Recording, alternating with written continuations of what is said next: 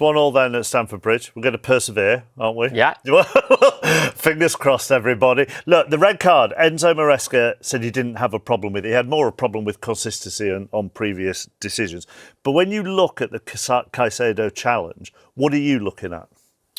I'm looking at the angle he challenges at as well, and also just understanding why he's going in for the challenge initially anyway. When Moises Caicedo went studs up into Mikel Merino's ankle in the 38th minute at Stamford Bridge, everyone knew what was coming. VAR was always going to intervene. Red card. Chelsea down to 10 men against the best team in England. Why did Caicedo do it? Why did one of the best defensive midfielders in the world make such a reckless challenge when Chelsea were dominating? Why did a player who had gone 130 Premier League appearances without a red card suddenly lose his head? Welcome back, Chelsea fans. Tell us where you are watching from. If you are joining us from London or anywhere else in the world, welcome to the channel. This is where we break down the biggest moments in football, where we bring you the truth behind what everyone is saying, where we give you the analysis you need to understand what really happened. If you want to stay updated with everything Chelsea, everything Premier League, smash that like button and subscribe. We are building something special here. The tackle happened in the 38th minute. Chelsea were on top. Arsenal had already picked up 3 yellow cards. Then Caicedo lunged in on Merino with his studs showing, catching the Arsenal midfielder right on the ankle. Both players went down.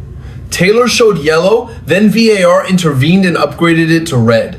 Caicedo was off with more than 50 minutes still to play. Let me start with Jamie Carragher's take on Sky Sports. What Carragher said has been the biggest talking point. Carragher said Caicedo was really pumped up from the start and that the whole talk this week of Rice versus Caicedo maybe got to him. He called it just daft to get involved in a tackle like that. He does not need to. All week long, the build-up was about Moises Caicedo versus Declan Rice. Who is better? The media kept asking. The fans kept debating. Declan Rice even told CBS Sports he voted Caicedo into his PFA Team of the Year. And Carragher thinks that comparison, that pressure to prove himself against Rice, that is what got into Caicedo's head. Carragher went further. He said Caicedo is a brilliant player, but he has a tendency where he can look clumsy with some of the angles he can come in with, and he is quite surprised this is only his first red card. You look at the Caicedo challenge, what are you looking at? I'm looking at the angle he challenges at as well, and also just understanding why he's going in for the challenge initially anyway. So, you just want to run it on. I just want to highlight where the 2 players are initially now. So, if we just stop it now. And we're looking at the 2 players, Caicedo and Moreno. Caicedo doesn't see him. Yeah, he doesn't. All he's focused on, really, is that. And rightly so. As you run it on now, I just don't know why he gets involved. He's got his mate coming out as well at centre-back. So Chalobah would have Merino covered there. Yes, he that tackle. Chalobah stepped out with him. His man were there, but again, he's got this sort of. He was pumped up today, wasn't he? He was really pumped up. I think we saw that right from the start of the game. I think the whole talk this week of, Rice v Caicedo, understandably so, maybe got to him a little bit. It's a huge game. And he's ended up getting himself involved in a challenge. Yes, it's a red card. But where he comes from, the angle of the challenge is just daft. To get involved in a tackle like that, he doesn't need to. We've looked at it again, it's just above the ankle, and when you see the ankle buckle a little bit, I think that's always a sort of a real giveaway for VAR to make sure that they give the red card. Now, before I continue, let me ask you something. Do you agree with Carragher? Do you think the Declan Rice comparisons got into Caicedo's head? Or was this just a moment of madness? A split-second mistake that any player could make in a heated London derby? Drop your answer in the comments below, because I want to know what you think. Theo Walcott said the disappointing thing is, why is he making the tackle in that position? There is no need. Chelsea are on top. He does not have to commit. Walcott is making a tactical point. They were dominating and Caicedo threw it all away with one reckless moment. It looking more like a red card once it is slowed down. When you saw it first time, did you think red straight away? No, not initially, because I felt the referee actually continued to play the game. In that sense, if you think it's a red card, you're quick to react in that position, because considering this is one of the best referees in the Premier League. He's actually got a really good view of it, probably better than anyone. And like Daniel was saying at half-time, the delay, where he's obviously got someone in his ear just trying to re-referee, like we were saying, to give him a yellow, just to delay the decision so they could just really monitor it in that sense. I think that's the problem with VAR. I think you need to initially go with your initial decision straight away, and then you can obviously react in that sense. But I just think the fact he's delayed it and allowed the game to continue. Normally red card, you see it straight, red card. So, look, I had to mark obviously what he was going to commit to, but look, I just think Caicedo does not need to be doing that in that position anyway. You know, we can speak about VAR and all that side of things. However, I think Caicedo is the one who you kind of felt it was coming from his initial start of the game. I felt that was going that way. Daniel Sturridge tried to defend Caicedo slightly, saying when you see it slowed down, it looks nasty, but initially the referee gave yellow. Pat Nevin was more critical, saying Caicedo was out of control, the ball was miles away, and the challenge was awful.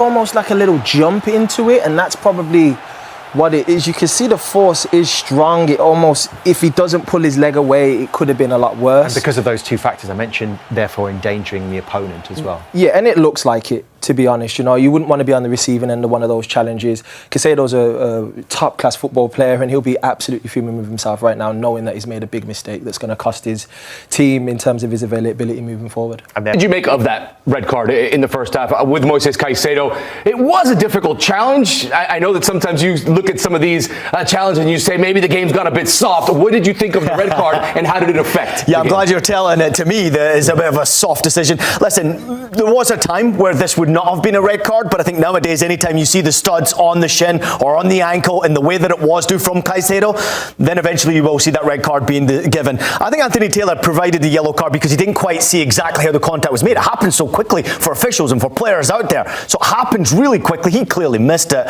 but caught the collision. So he gave the yellow card. But first ever red card coming there from Moises Caicedo in the Premier League in his 130th appearance.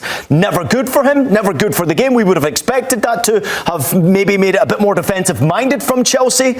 But let's not face any facts other than the fact that Chelsea are an aggressive team this year. That's 7 red cards they've picked up in 15 matches, their last 15 matches, which is an insane record. And I think this obviously kind of changed the game in a way, but not as much as I thought it would have done. I thought it would have been completely more defensive-minded from Chelsea, and it wasn't. It was more offensive, more counter-attack, and it was exciting. It surely was. And the fans at Chelsea, at Stamford Bridge, were clearly... Now let me tell you what the victim said. Mikel Merino, the man who took the studs to his ankle, the man who could have been seriously injured. Merino said he felt his ankle go all the way, but luckily he has very mobile ankles and body. He was not concerned about his safety, but obviously he knew it was a horrible challenge and it was going to be a red card straight away. He described it as a London derby that is always passionate, saying the red card tackle was harsh and a really tough one. What you expect in this league and what you expect in this ground, this is a grown-up game and you have got to step up. Horrible challenge. Those were Merino's exact words. Not harsh, not mistimed, horrible. And when asked if Caicedo had spoken to him or apologized after the game, Merino simply said no, nothing. No apology, no explanation, nothing. Here is another question for you.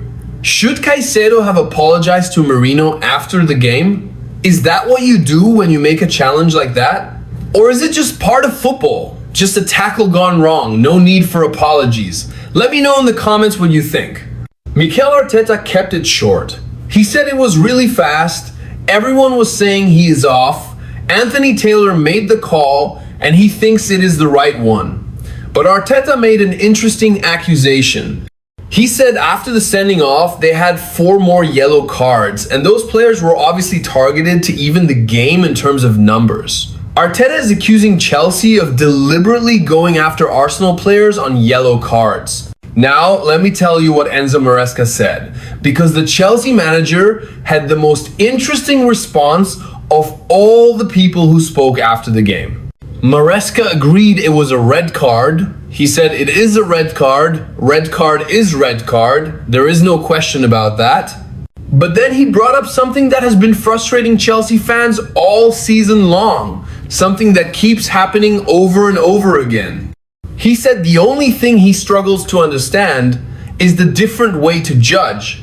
Because what about Bentancur against Reece James when they played Spurs away? It is the exact same foul. It is the exact same situation.